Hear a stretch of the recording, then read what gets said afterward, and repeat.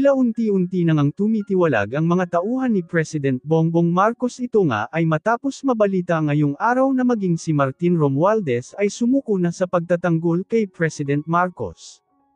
Ayon kasi sa balita, nais na daw ni Martin Romualdez na ng pribado, payapang buhay at malayo sa isyu ng nakawan sa kaban ng bayan. Asahan nga daw na sa mga susunod na araw ay ilalantad na din nito ang baho ni President Bongbong Marcos. Narito panoorin ang video sa patuloy na pagtatanggol kay BBM ng ilan nitong loyalista. Sir, on a slightly different topic, can we get an update with regard to the whereabouts of Zaldico as well as Porac Mayor? Porac Mayor Jaime Capil. Zaldico is believed to be in Europe, suspected to be in Portugal. He is suspected to have a Portuguese passport acquired so many years ago. Ayun lang ang details. Nakikiusap kami sa lahat ng mga Pilipino sa buong mundo na kung makita nila si Zaldico, kung pwede nilang picturean, padala kagad, i-post kagad sa internet para may idea tayo kung nasaan siya. Sa ngayon, ang hinala namin ay nasa Portugal siya at doon po siya naninirahan. Pagdating kay Porac Mayor, he is in the Philippines as of immigration records and dito pa rin siya. There is a warrant of arrest out for him and he has sent surrender feelers to the PNP. We will know within this week kung mag-surrender siya. Kung hindi, umpisa na namin yung intensive manhunt para sa kanya. Sir, yung kay Zaldico in Portugal, can we confirm if he has a golden visa and how does the DILG intend to repatriate him to the Philippines considering that we have no extradition treaty with Portugal? That is something the DFA will have to answer, not the DILG. Interior kami, so it's only within the Philippines. So pagdating sa ganyang bagay, the DFA is the best person to answer. Okay po. Next question, Eden Santos, Net25. Secretary, good afternoon po. Sa part po ng pagtugis kay former Congressman Zaldico, wala po ba tayong group effort? Pagtugis?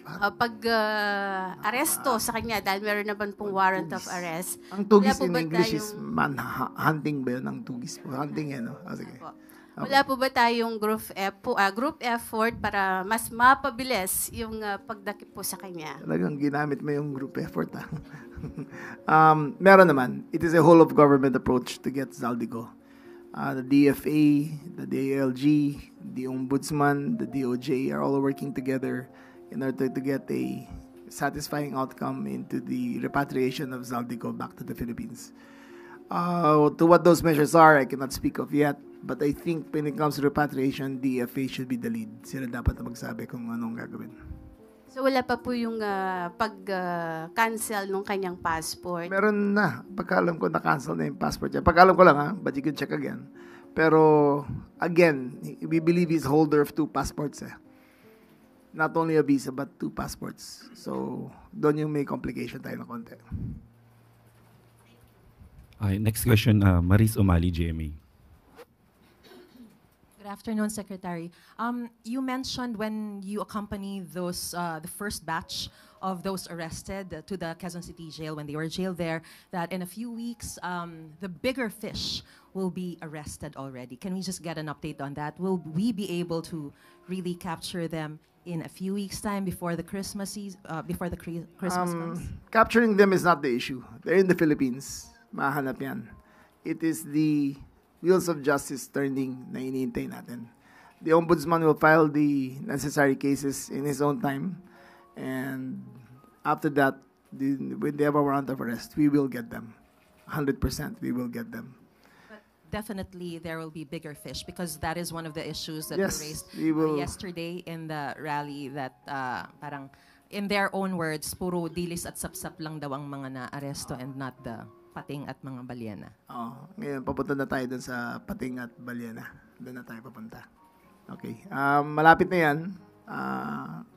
Bigyan natin ng Ombudsman ng karapat-dapat na oras. Kasi si Ombudsman meron siyang ethics sa pag-file ng case. Gusto niya may reasonable certainty for conviction.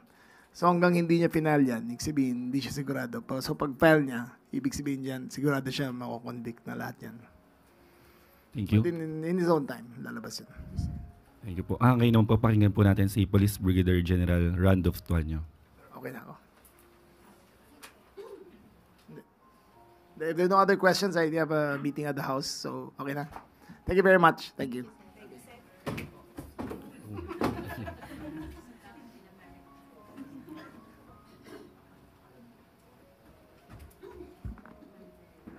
Magandang hapon po sa inyo lahat.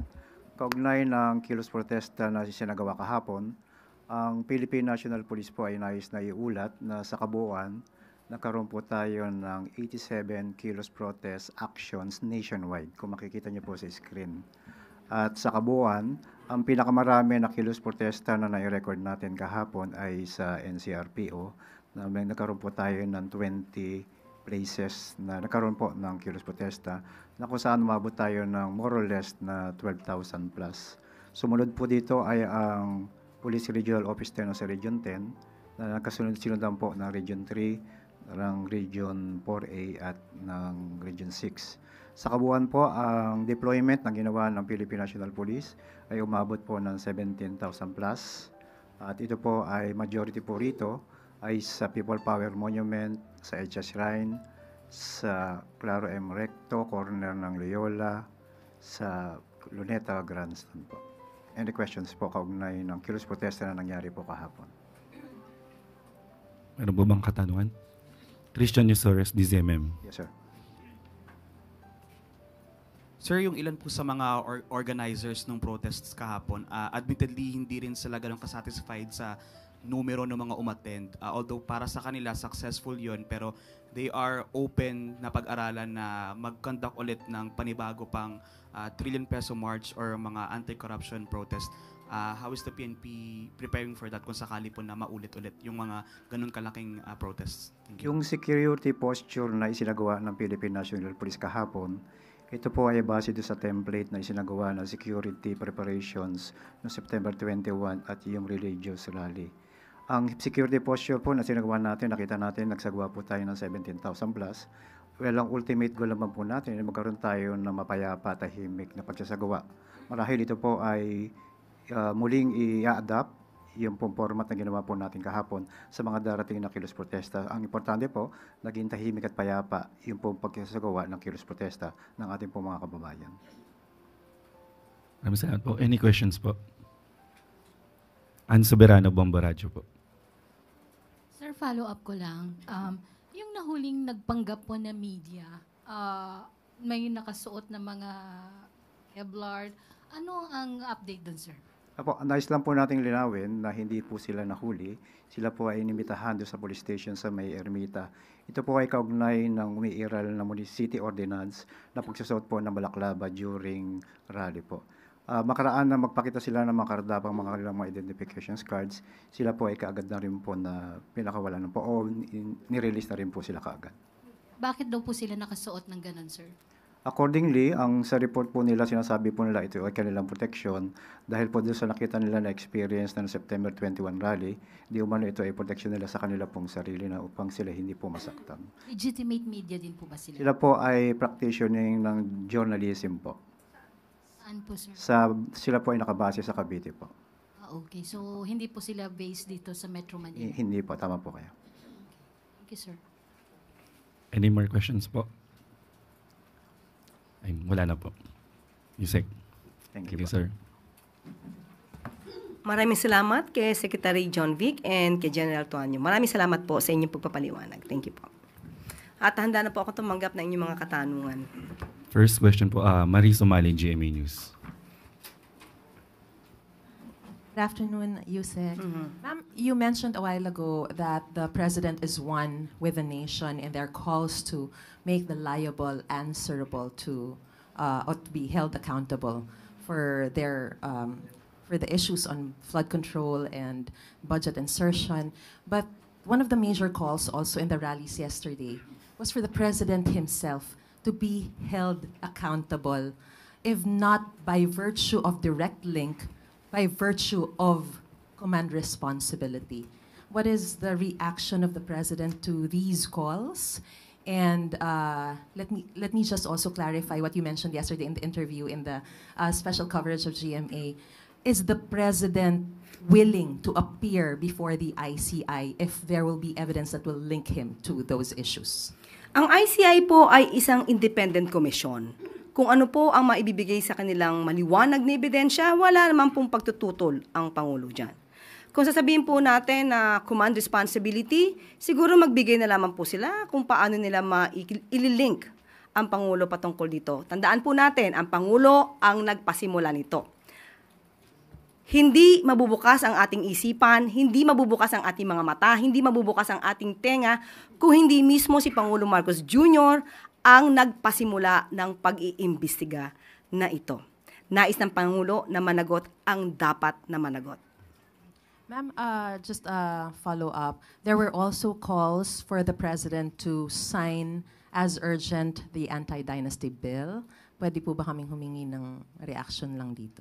Pag-aaralan po ng Pangulo kung ano nasa sa loob po ng bill na yan. At tignan po natin kung ano magiging reaction po niya. And one last.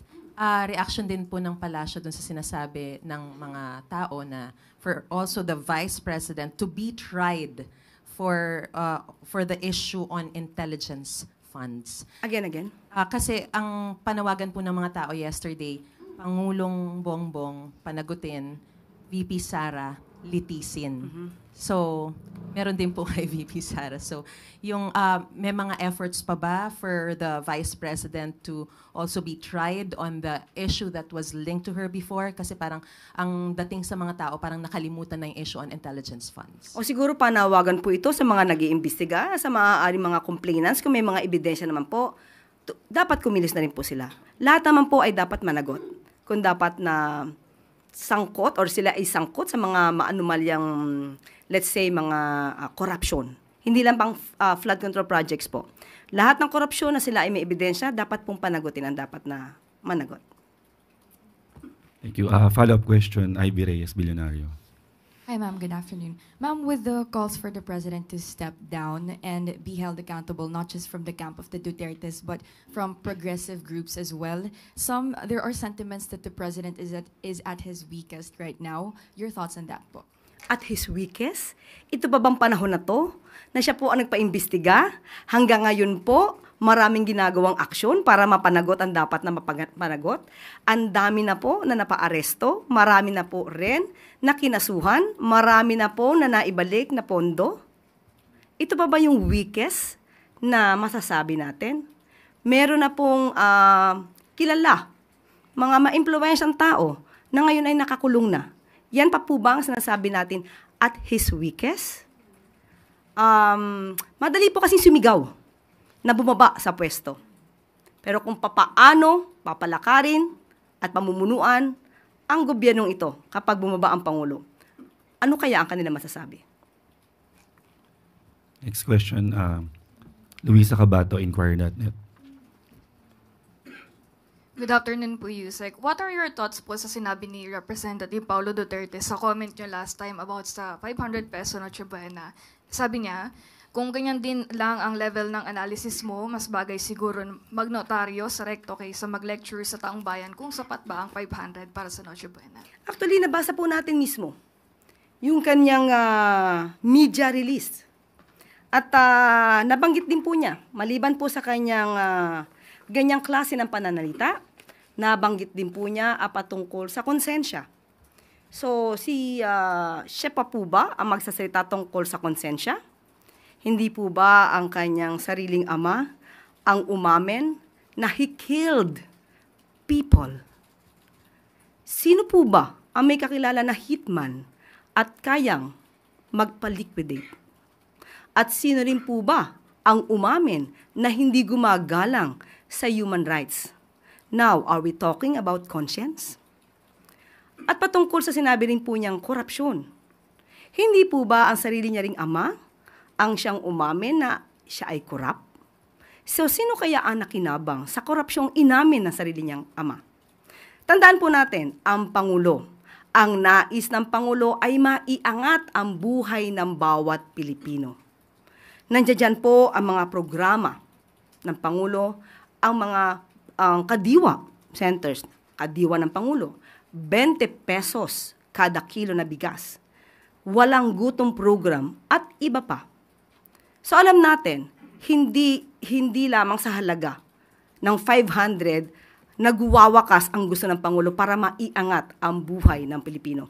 Ang pinag-uusapan lamang po sa 500 ay kung kaya. Kung kaya. Maski na po ang isang eksperto katulad po ni Steve Kua ng Philippine Amalgamated Supermarkets Association Incorporated ay nagsabi rin po at umayon sa DTI. Ang pinag-uusapan po dito ay kung kaya. Iba po ang usapin na dapat mas marangya, mas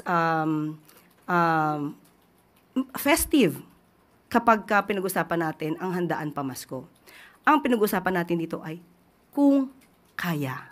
Yun lang po ang issue ng DTI at the time dahil ang DTI po, pinagmamalaki po nila na ang mga manufacturers ay nakausap nila.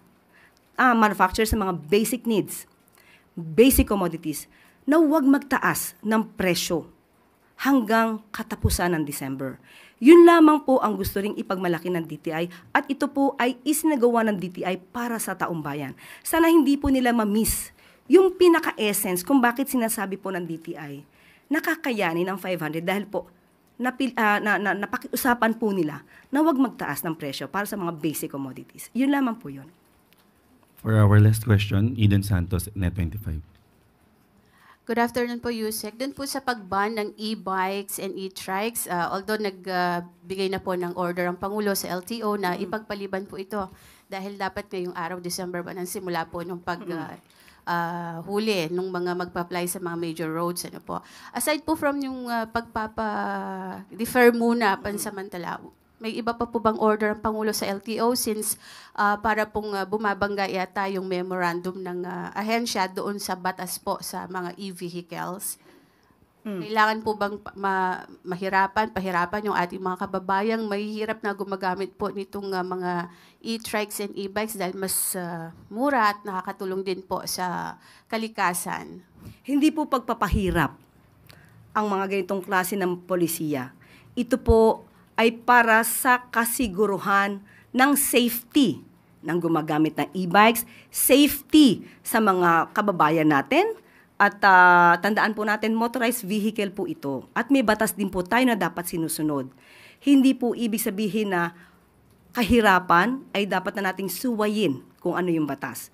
Ang pagdisiplina po ay hindi para banggain ang issue ng kahirapan. Hindi po issue ang kahirapan dito. Issue to ng pagtupad sa batas para po masiguro ang safety ng bawat isa. Pero yung pong Republic Act, yung EVIDA law na sinasabi, Yusek, hindi po kaya yun kaya bang i-override nung memorandum ng ahensya? National highway lang po naman ipinagbabawal ang mga e-bikes. Hindi naman po sa mga secondary roads. Sana po maintindihan po kung bakit merong ganitong klaseng polisiya. Ito po, again, ay para sa safety ng ating mga kababayan. Okay? Follow-up question na po sa Mel Medinilla. Ma'am, balik lang po ako dun sa investigation na na-mention kanina. Na-mention nyo rin po dati na parang may hindi pa sure kung magkakaroon ng internal investigation regarding dun sa 100 billion na allegation. Tapos yun po yung nag-result ng pag-alis ni Executive Secretary Bersamin at saka ni DBM Secretary Pangandaman. Itatanong ko lang po kung may update kung nagkaroon na po ba ng internal probe dun. And kung sakaling magkaroon na po ng result, is the President willing to give another position to Executive Secretary Bersamin and DBM Secretary Pangandaman? Sa kasalukuyan ay wala po tayong update patungkol po dyan, pero ang nadinig po natin mismo kaya former Executive Secretary Bersamin, kung meron man na ebidensya sa kanya, isampa na lang po ang kaso. Yun naman po ang kanyang hamon. Okay po? Salamat. That's the last question, Yusek. At bago tayo magtapos, mga bagong graduate ng Philippine Army, Navy at Air Force, binigyang pugay ni Pangulong Marcos Jr. Malugod na binati ni Pangulong Ferdinand R. Marcos Jr. ang mga nagsipagtapos na kadete ng Philippine Army, Philippine Navy at Philippine Air Force sa katatapos lang na joint graduation ceremony kanina sa Philippine Air Force Gymnasium sa Pasay City. Ayon kay Pangulong Marcos Jr., malaking karangalan at pagsubok ang naghihintay sa mga bagong graduate buhat ng responsibilidad na nakapatong sa kanilang mga balikat. Hinimok ng Pangulo ang mga bagong opisyal ng Philippine Army Class Bumanawag, Philippine Navy Class Sagmaraya at Philippine Air Force Class Kahimdalian na panatalihin ang masidhi at tapat na paninilbihan sa sambayanan. Madiin naman na ang naging panawagan ni Pangulo Marcos Jr. sa mga bagong graduate. Patuloy na itaguyod ang ating karapatan sa West Philippine Sea at patatagin ang ating soberenya sa gitna ng mga kasalukuyang hamon. Hinikayat rin ng Pangulo ang mga bagong full-fledged officers na maging mabuting ehemplo ng kagitingan at katapangan sa lahat ng oras. The 24-hour period has not yet elapsed, so we will be checking on it in due time, and in accordance with our committee report, if he doesn't take it out, much harsher disciplinary action may be imposed upon him. Well, it is not up to me to say, because the Committee on Ethics, we are a collegial body, and we merely make recommendations to the plenary regarding that matter. But it is an option. Well, it is always an option because that's enumerated under our rules as well as the Constitution. Sir, what's a harsher punishment than a 60-day suspension? The Constitution provides for expulsion. Just that, expulsion not higher than the 60 days. Yes. Kung yung sinasabi ni Kong Kiko kasi na yung expulsion o yung suspension niya was because he mentioned the name of the president. Dahil nga sinasabi niya na parang he's being silenced because of the president. Can you say this once and for all? Did the president influence you in expelling Congressman Barsaga? Kung titingnan po natin ang committee report, pinarusahan po si Representative Barsaga on 3 grounds. Unang-una, Republic Act 6713, Code of Ethics, of course, ang ating House Rules under Rule 20, and finally, conduct on becoming of a member. So, tungkol po sa inyong katanungan, kung titingnan natin ang committee report, pati ang records, madalas po i-bring up dito ang freedom of expression. Pero kung bubusisiin po natin ang mga annexes na naka-attach, kung ano ang mga speech na dineliberate ng ating committee, of course, the freedom of expression, constitutionally protected right yan eh. Lahat tayo may karapatan sabihin kung ano ang ating mga hinaing at mahalaga yan sa bawat demokrasya. Kung titingnan niyo po ang House of Representatives, binubuo po kami ng iba't ibang partido, iba't ibang pananaw, iba't ibang constituency. Ngunit, bagamat may mga pinagkakaiba kami pagdating sa pananaw, kami po ay professional pagdating sa isa't isa at meron po kaming respeto sa institusyon, pati po sa mga proseso. Ang House of Representatives, wala po sa amin kung meron kang oposisyon or kung hindi ka sumasang-ayon sa pamahalaan. Hindi po yan problema dahil karapatan po natin yan. What we are disciplining is conduct on becoming of a member. Kaya napakahalaga po ng ethics recommendation na na-adopt ng plenary because we have to draw a line between the genuine exercise of freedom of expression, ang totoong freedom of expression, kumpara sa conduct on becoming of an elected official. So to answer your question, dahil ba iba ang pananaw niya pagdating sa pamahalaan, yun ba ang dahilan? Hindi po. Kasi kung titingnan natin ang linalaman, kung genuine political criticism ang dahilan kung ba't siya sinuspinde sa Kongreso, ostentatious display of wealth, may mga larawan po and attached po yan sa complaint. Ang ostentatious display of wealth or ang pagpapakita ng karangyaan, wala naman yun kinalaman sa politika or political opinion. Pangalawa, ang lewd photos, ang pagpapakita ng mga imahe na nakakabastos sa ating mga kababaihan, hindi po yan political criticism or speech. So kung titingnan po natin yung subject matter, and of course, if you are going to make certain pronouncements, for example, ang pagsunog ng Kongreso, or kunwari po, ang pagdala ng airsoft sa rally, hindi po ito ang genuine criticism na pinopromote po natin sa House of Representatives. Kung titingnan niyo po ang House, iba't ibang partido ang nandito. May makabayan ka, May liberal, may akbayan, may NUP, may PFP, may PDP. Iba-iba ang pinanggagalingan. But for the longest time, we have been respectful with one another and we value each other's opinions. Kaya sa akin po, sumasang-ayon po ako sa ating mga kasamahan. Naniniwala ako na mas malaking issue ang korupsyon. Tamang-tama po yan. Kaya ako po, binabati ko po ang mga miyembro ng mga kamera na binanggit yan nung inexplain nila ang kanilang boto. Dahil hindi dapat yan mawala sa kamalayan ng sambayan ng Pilipino. Dahil mas mabigat naman yan kumpara sa ethics eh. Pero kami po sa Ethics Committee, ang mali po ay mali. Malaki man o maliit.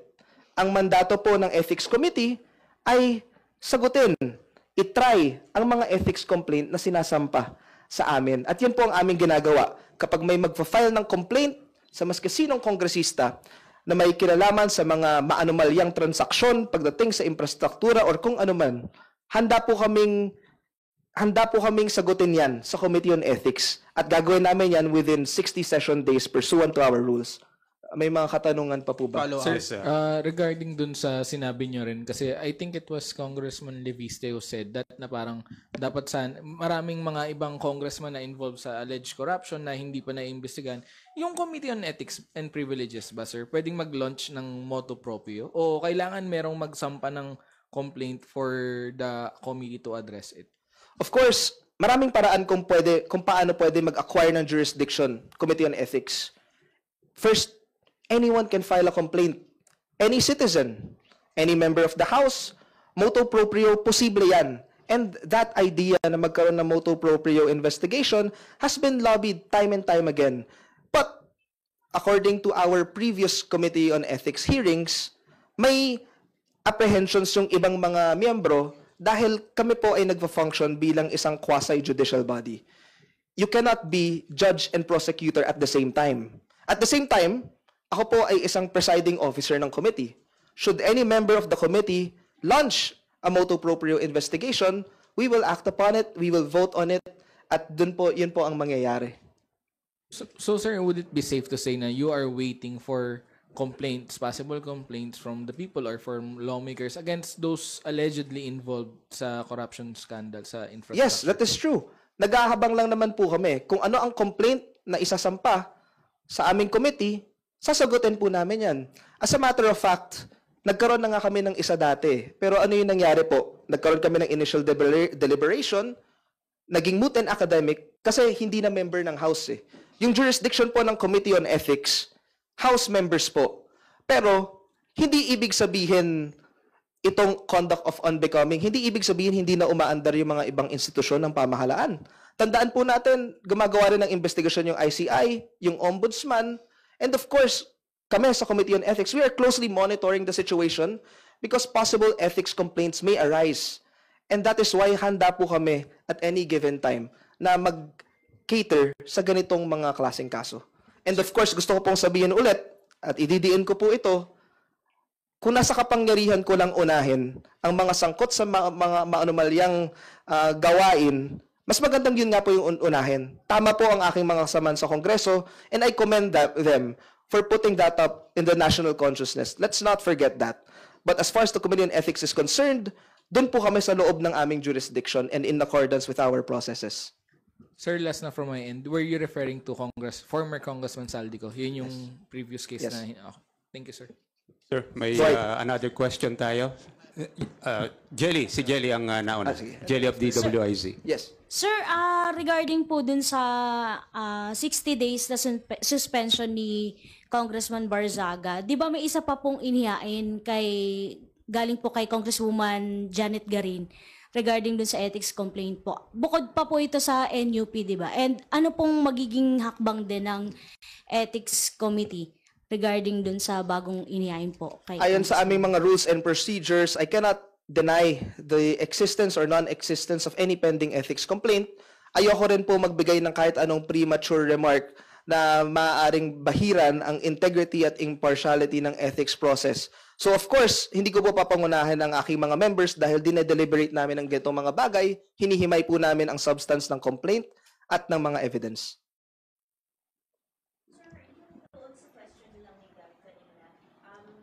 So, yun po bang mga pronouncements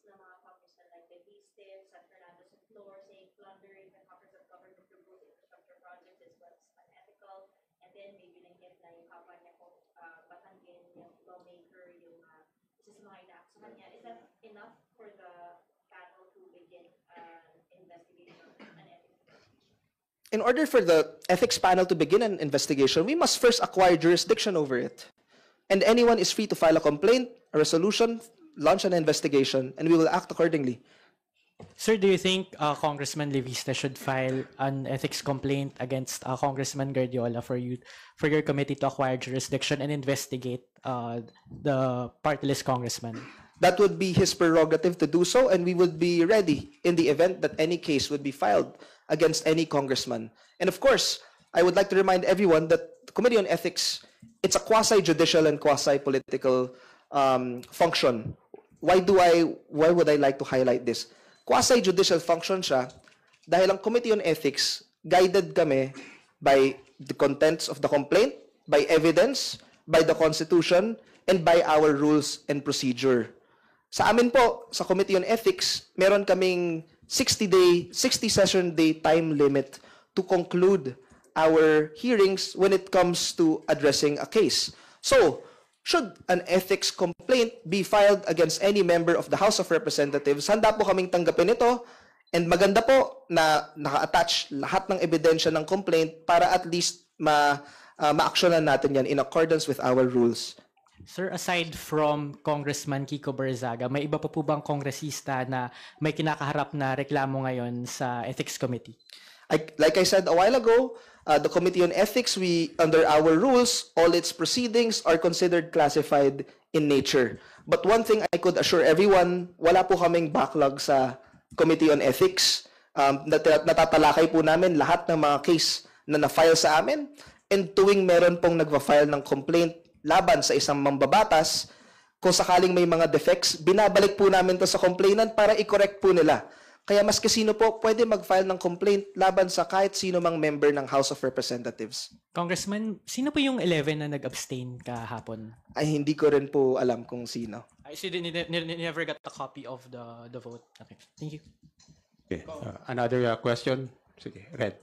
Kung, you said nga po na yung ethics ko, first off, minadali niyo po ba yung judge, yung parang decision niyo kay Barzaga? Kasi parang ang bilis nung pangyayari. I mean, he was only, na-file lang yung complaint only a few months ago, and then parang ang bilis kagad nung decision. Why the haste? I mean, do you think what's this hasty decision? May nag-utos ba na the decision was going to be enforced? Just to be blunt about it. The Committee on Ethics, nag-acquire kami ng jurisdiction, natanggap namin yung complaint September 17, mahigit 2 buwan. And during this time, nagkaroon po kami ng extensive and exhaustive deliberations. Kung tatandaan niyo po, nung nandun kami sa initial deliberations ng complaint, late si Respondent Barzaga dahil napuyat siya, still, we allowed him the time to present his personal defenses.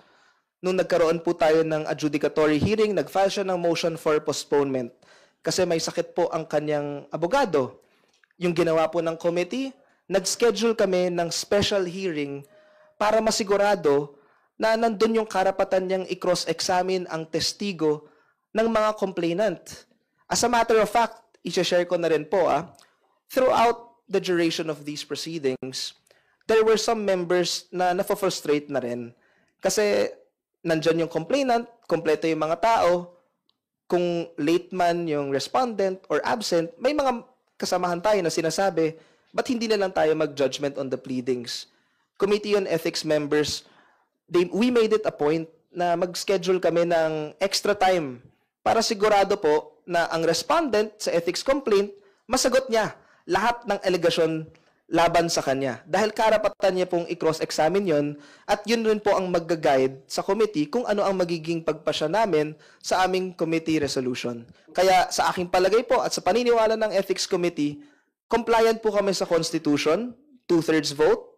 Pangalawa, binigyan po namin ng pagkakataon na magbigay ng defense ang respondent, magpakita personally, kahit walang original scheduled hearing, nag-schedule tayo ng special hearing para mapakinggan ang kanyang panig. At sinisigurado, gusto po pong sabihin sa ating mga kabayan at sa mga ating kasamahan na sa bawat mambabatas na haharap sa isang ethics case, yun po ang sisiguraduhin ng Ethics Committee. Kailangan kompleto po ang ating mga records at ginagalang ang karapatan ng bawat isa. Last question on my end, Kong. Kasi right now, the backlash right now is on your committee. Kasi parang pakiramdam nila, pinanigan ninyo yung mga kurakot na sangkot sa flood control, while Barzaga, who is speaking openly against corruption in the Marcos administration, siya pa itong na-suspend ng House of Representatives. So parang ang dating is, let's be blunt, the crocs protecting each other, the crocodiles protecting each other. What's your thought on that, Kong? That's my last question.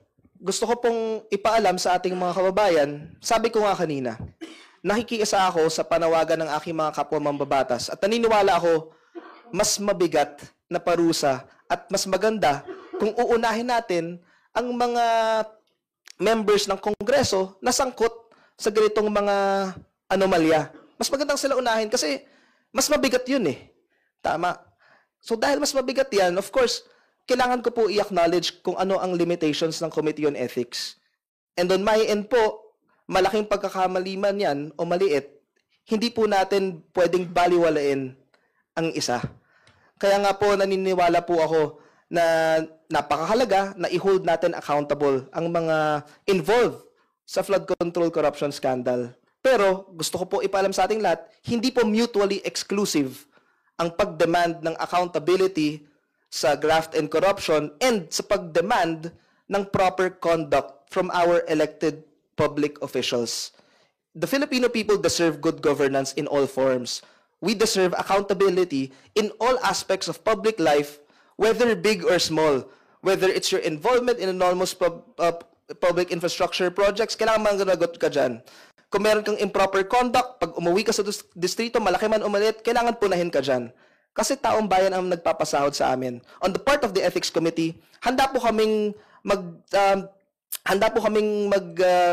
cater ng ethics complaint laban sa mga ganong kongresista. But like I said, wala pa pong case na nafa-file sa amin, but we are ready. Yun lamang po. We have next question. Channel 13. As of this moment lang, yung 24 hours kasi, monitor nyo na ba kung may sinimula na ba i-take down si Barzaga o wala? Hindi pa po nag-elapse ang 24 hours, kaya medyo premature po para i-monitor ang ganong bagay dahil may mga committee meetings pa po tayo. Meaning, sir, officially, kailan mag-i-start yung 24 na yun, yung count? Tapos kailan dapat i-monitor ko natin yung Mula po nung time na napagbotohan na po ito. So kung anong oras po yun kagabi, siguro alas 6, alas 7, i-check po natin yan mamaya.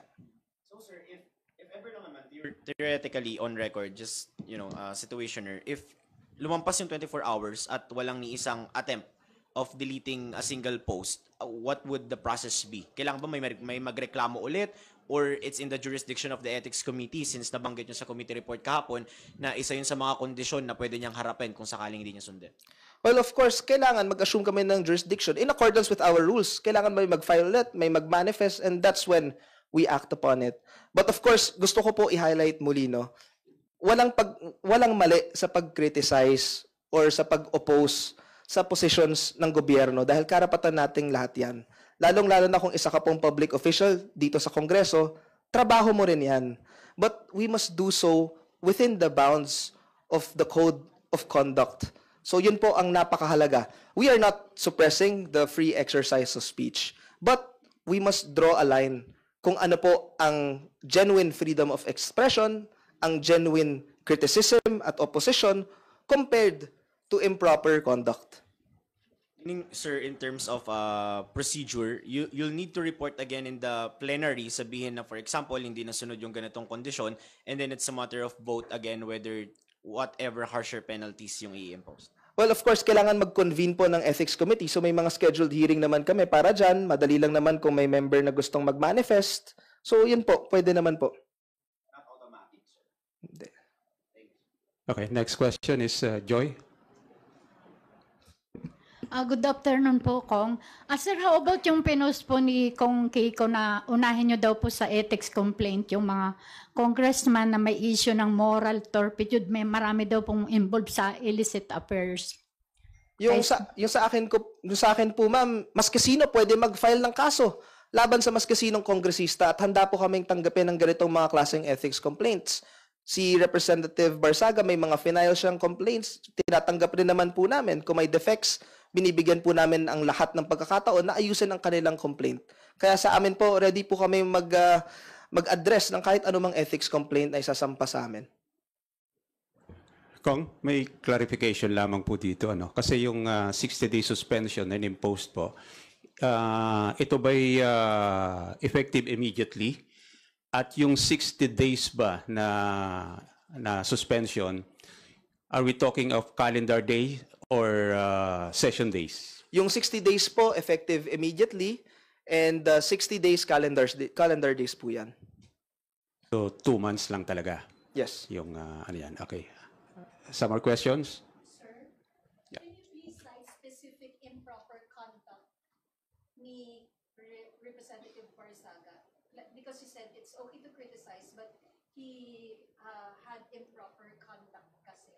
Was it yung singing in the session hall or, like shooting in front of the faces of the Congs? Okay, specifically po, yung nakalagay sa complaint, 3 lang naman yan in essence. Unang-una, yung ostentatious display of wealth. You cannot count that as a genuine political criticism. It touches upon the conduct and decorum of a member of the House. Kung tatagalugin ko po, ang pagpapakita ng karangyaan, hindi po yan political na kritisismo. At labag po yan sa Code of Conduct ng House of Representatives. At wala po yung kinalaman sa lehitimong pag-criticize sa gobyerno. Pangalawa po, bibigay po ako ng pangalawang halimbawa, ang pagpo-post ng mga larawan na nakakabastos sa ating mga kababaihan. Wala ka po diyang kinikriticize politically. And of course, hindi na po yan parte sa trabaho mo bilang isang mambabatas, and it doesn't reflect well on the institution as a whole. Pangatlo po, of course, kapag mayroon kang inflammatory remarks na mag-degrade sa trust ng ating institusyon. For example, tulad ko po ng sabi kanina, if you would insinuate na susunugan ang House of Representatives or kung magbibigay ka po ng mga kasabihan tulad ng pagdala ng airsoft sa mga protesta, hindi po yan tama. Like I said, kung titingnan po natin ang komposisyon ng Kongreso, iba't iba ang mga partido dyan, iba't iba ang constituencies, iba't iba ang pananaw, ngunit kapag kami po ay nagtatrabaho, meron kaming respeto at paggalang sa isa't isa. Kung meron silang kritisismo laban sa mga maski sino mang administrasyon, wala namang pinipigilan ang Kongreso dahil trabaho po natin yan. Ang mahalaga lang po, madraw natin yung line kung ano ang katanggap-tanggap bilang isang mambabatas na inhinalal ng taong bayan at kung ano po ang hindi. Kaya sa kung ano man ang binoto ng ating mga kapwa mambabatas, whether it's a yes, a no, or an abstain, one thing is for sure, lahat kami may kanya-kanyang advocacies, lahat kami may kanya-kanyang criticism sa gobyerno, but we must do so within the bounds of what is acceptable conduct by an elected public official.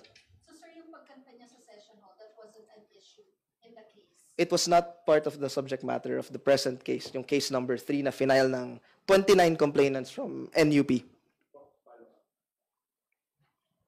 So kung kasi ang excuse ni Kong Kiko doon kasi hindi naman daw siya congressman noong time na yun. He was still a councilor. Yung mga sinasabi niyo mga lewd photos na lumabas sa Facebook with the cosplayers and yung pera na binibigay niya. Ang excuse niya doon is hindi pa siya congressman noong time na yun. Hindi pa siya lawmaker nung time na yun. So, and when he talked to me about those photos, sinabi niya generational gap kasi parang ang dating is pardon for the term, pero he's just shit posting. So, what's your take on dun sa mga excuses ni Kong Kiko Barsaga? Well, I can only speak based on the minutes of our adjudicatory hearing and his defense in the answer that he provided to the complaint. Ang defense naman po ni Representative Barsaga, it was grounded on the freedom of expression. Yun po ang naging defense. He did not deny making those posts. So nagkaroon po kami ng ng adjudicatory hearing tungkol sa bagay na ito, and napagpasyahan po ng committee dahil ang naging central argument po dito, depende sa nag-i-interpret dahil subjective ang isang bagay. Pero bilang isang mambabatas at representative ng taong bayan, ang mahalagang tanong ay ito, katanggap-tanggap ba ito sa ating mga kababayan kung ganito ang pagtanaw ng isang kongresista sa ating mga kababaihan? Okay, wala na ba? May question pa ba? Okay.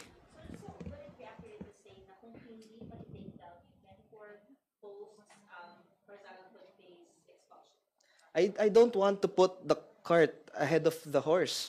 The Committee on Ethics, we can only act upon complaints as set forth by our members. And as regards to the specific sanctions that will be imposed on a member for alleged violations of misconduct, isa po yung bagay na tinatalakay namin. Depende sa mga ebidensyang nakaakibat sa complaint, depende sa depensa ng respondent sa isang adjudicatory hearing. So, hindi po natin kayang pangunahan at hindi po natin masasabi kung ano yung magiging collective ruling ng committee pati ng plenary sa mga ethics complaint. Dahil may pinapagdaanan po itong proseso. Meron tayong initial review, meron tayong adjudicatory hearing, pinapakinggan namin ang panig ng bawat isa, and that's only the time when we come up with a recommendation. And anything is possible. Posible rin po, opo. Pero syempre, hindi po natin alam dahil depende po yan sa kolektibong pagpasya ng committee. Sir, last na lang. Di ba ang ethics complaint, tinatanggap lamang yan, yung mga reklamo na while ginawa niya yung alleged violation, habang sitting siya as a congressman. Pero doon sa mga nabanggit kanina na mga posts posted sa kanyang page na ginawa, hindi pa siya congressman noon. Pero yun din yung mga pinagbasihan ng, isa sa mga pinagbasihan ng desisyon. Paano yun? Ayon po sa argumento ng mga complainant, bagamat na-post niya ito bago siya maging congressman, renetain po niya ang mga post na ito hanggang matanggap niya ang kanyang congressional title bilang congressman. Hindi niya po ito pinut down, and nasa records rin po ng ating committee ang pronouncement ng Philippine Commission on Women. So bagamat wala po kaming jurisdictions over acts committed in the previous congresses, ang naging pagpasya dito ng committee at ng ating mga kasamahan, dahil renetain niya yan, mula nung siya ay naging congressman, continuing action yung naging interpretation po dito. And of course, may pagkakataon pa rin naman po siya, ayon sa ating committee report, may pagkakataon pa namang tanggalin ito. So, may pwede pa naman i-correct ang ganitong mga bagay. Okay, no more question? Sir, how about just wording it na, as you said, base sa Constitution, expulsion is just one of the possibilities na pwedeng mas higher na parusa compared sa 60 day. It's the highest. The highest. Thank you, sir. Okay. Okay. Thank you. Thank you very much.